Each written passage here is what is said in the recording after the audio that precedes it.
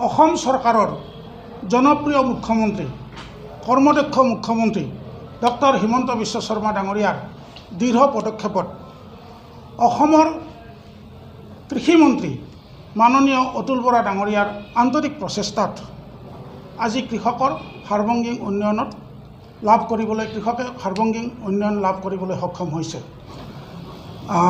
অসম গণ পৰিষদৰ ভাতৃ সংগঠন অসম কৃষক পৰিষদৰ মূল উদ্দেশ্য হৈছে কৃষকৰ পদূলিলৈ গৈ কৃষকৰ সৈতে মত বিনিময় কৰি তেখেতসকলৰ সমস্যাৰ বুজ লোৱা আৰু সমাধানৰ প্ৰয়াস কৰা।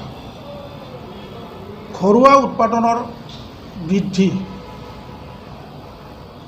কৰি অসমক যাতে এখন অৰ্থনৈতিক স্বাৱলম্বী ৰাজ্য হিচাপে গঢ় দিব পাৰোঁ, তাৰ কাৰণে আন্তৰিক প্ৰচেষ্টা আমি ভাতৃ সংগঠনবিলাকে ল'ব লাগিব। অসম কৃষক পৰিষদে শেহতীয়াভাৱে এটা কাৰ্যসূচী হাতত লৈছিলোঁ, কৃষকৰ পদূলিত কৃষক পৰিষদ। কৃষকৰ পদূলিত কৃষক পৰিষদ কাৰ্যসূচীৰ যোগেদি আমি প্ৰায় 50,000 অসমৰ প্ৰগতিশীল আৰু কৃষক তেখেতসকলৰ ওচৰলৈ গৈছিলোঁ আৰু তেখেতসকলৰ লগত আমি মত বিনিময় কৰিছিলোঁ। অসম চৰকাৰে গ্ৰহণ কৰা কল্যাণমূলক আঁচনি কিদৰে আবেদনৰ প্ৰক্ৰিয়াৰ যোগেদি লাভ কৰিব পাৰি আৰু এই আঁচনিৰ সুফল, এই আঁচনিৰ পৰা লাভালাভ, এই সকলোবিলাক বিৱৰণ আমি কৃষকক দিছিলোঁ।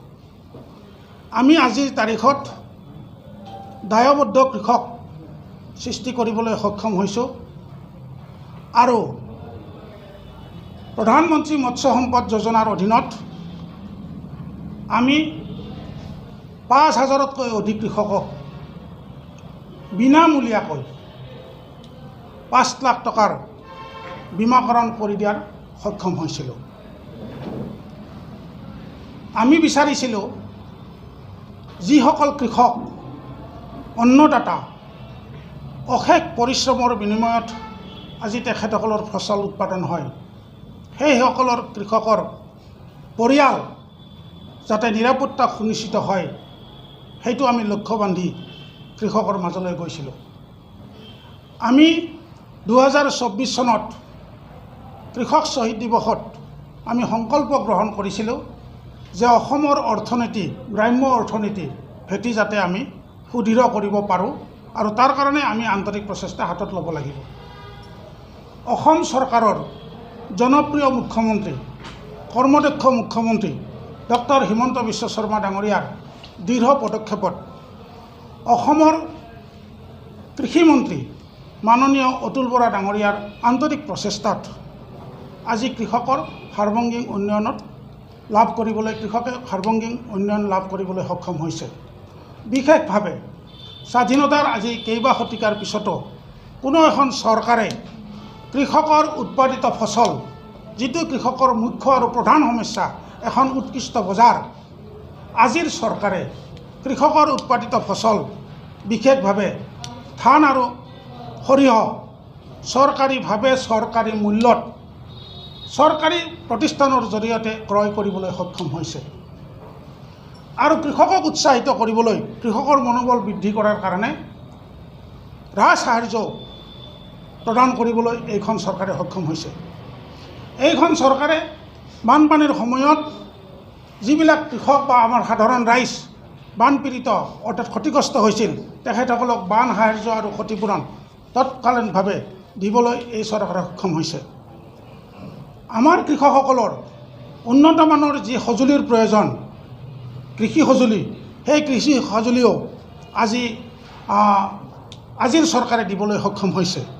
ইয়াৰ উপৰিও ক্ষুদ্ৰ চাহ খেতিয়কসকলৰ মুখ্য সমস্যা যি আছিল যে মাটিৰ পট্টা, সেই মাটিৰ পট্টা প্ৰদান কৰিবলৈ আজিৰ চৰকাৰে এটা পদক্ষেপ হাতত লৈছে। আমি অসম গণ পৰিষদেও শ্ৰমজীৱী ক্ষুদ্ৰ চাহ খেতিয়কসকলৰ মংগলৰ কাৰণে কেইবাটাও আমি ব্যৱস্থা আমাৰ শাসনকালত আমি গ্ৰহণ কৰিছিলোঁ। ভূমি আইন সংশোধন কৰি হ'লেও কৃষকক 30 বিঘাকৈ মাটিৰ আবণ্টন দিয়াৰ সেই সময়ত ব্যৱস্থা কৰিছিলোঁ। বাগানসমূহত কল্যাণ বিষয়া নিযুক্তি দিয়াৰ ক্ষেত্ৰত আমি ব্যৱস্থা কৰিছিলোঁ। লাইনসমূহত আমি কাৰেণ্ট দিয়াৰ ব্যৱস্থা কৰিছিলোঁ। আৰু সেই সময়ত কেঁচামাটৰ মূল্য যাতে ক্ষুদ্ৰ চাহ খেতিয়কসকলে লাভ কৰিব পাৰে তাৰ ব্যৱস্থা কৰিছিলোঁ।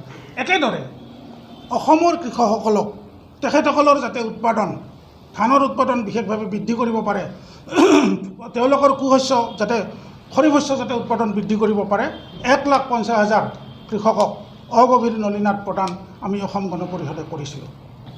আৰু সেই সময়ত ভূমি আইন সংশোধনৰ যোগেদি ক্ষুদ্ৰ খেতিয়কসকলক লাভান্বিত কৰাৰ স্বাৰ্থত আৰু উঠি অহা যুৱ প্ৰজন্ম তথা শিক্ষিত যুৱক যুৱতীক কৃষিত আমন্ত্ৰণ কৰাৰ স্বাৰ্থত বা আত্মনিয়োগ কৰাৰ স্বাৰ্থত আমি মাটি আবণ্টন দিয়াৰ সেই সময়ত ব্যৱস্থা কৰিছিলোঁ।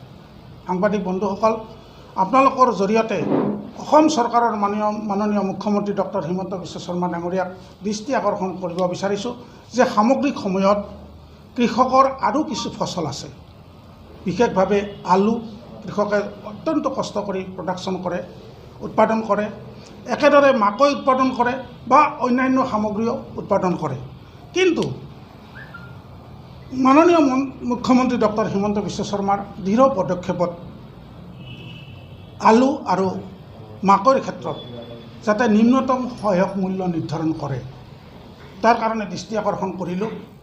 আৰু শেহতীয়াভাৱে গাহৰি পালকসকলৰ যথেষ্ট পৰিমাণে ক্ষতি হৈছিলে, সেই ক্ষতিপূৰণ যাতে তৎকালে দিয়াৰ ব্যৱস্থা কৰি গাহৰি পালকসকলক যাতে উৎসাহিত কৰে তাৰ আহ্বানো জনালোঁ। আৰু এটা